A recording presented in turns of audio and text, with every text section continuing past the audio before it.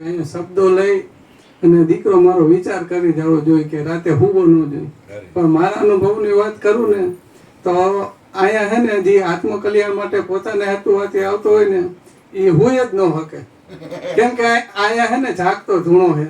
હરજીવન બાપા એટલા વર્ષો આવ્યા, મયુર બાપુ, અરુણ બાપુ એની પોતાની એટલી મહેનત આટલા વર્ષોની.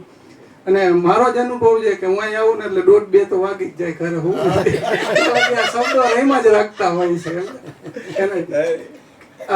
શ્રીમદે કીધું ને, કર વિચારતો પામ, પામવાનું પોતાને જ છે. અને ગુરુમાં ઉપદેશ લીધા પછી તો શરૂઆત થાય છે. મારે અહીંયા આવવું હોય ને તો મારે ઘરની 4 દિવાલ પહેલા છોડવી પડે. જો સોરઠિયાવાડીમાં હંગામની ગુલ્ફી ખાવા રોકાઈ જાવ ને તો અહીંયા ન આવી શકું. એમાં બધા છે ને રોકાવાના ઠેકાણા છે, ખાવું પીવું, નાનું નાન તેમ. રામને વશિષ્ઠે એટલું જ કીધું કે આકાશમાં વન, સૂર્યમાં શીતળતા અને ચંદ્રમાં ઉષ્ણતા, એમ સંસારમાં સુખની અપેક્ષા રાખ્યા બરોબર છે. એ કોઈ દિવસ બને જ નહીં. સંસારમાં સુખ છે જ નહીં. સુખ પોતાનામાં છે, પણ બધાને બહાર જ સુખ ગોતવા નીકળે છે. એના જેવું છે.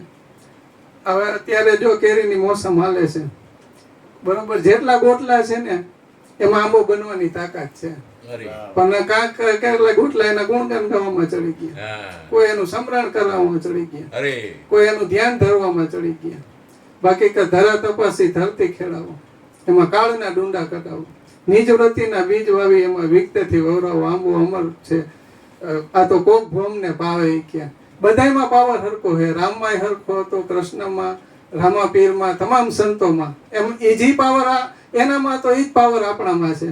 પણ એ જાગૃત હતા ને આપણા મોહમાં હલવાયેલા છે ને બંધનમાં ક્યાંક ક્યાંક ફસાણા છે, એટલે એ પાવર પ્રકાશિત નથી થતો. બાકી તો એ જ પાવર આપણામાં છે.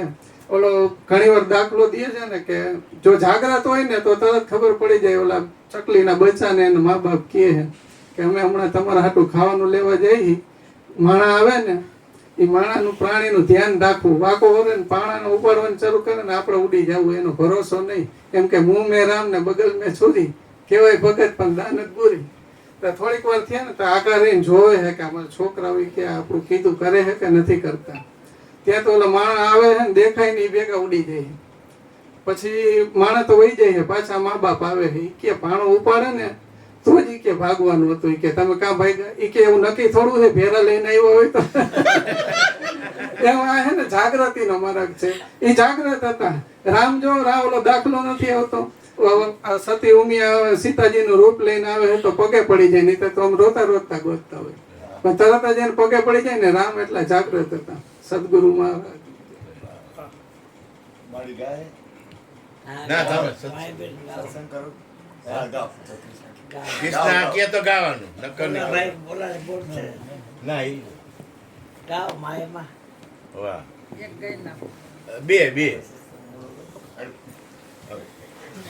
કોના ક્યાંથી હુકમ આવ્યો તને ખબર? હુકમ એ જવાહર કઈ 4 વાણી ગા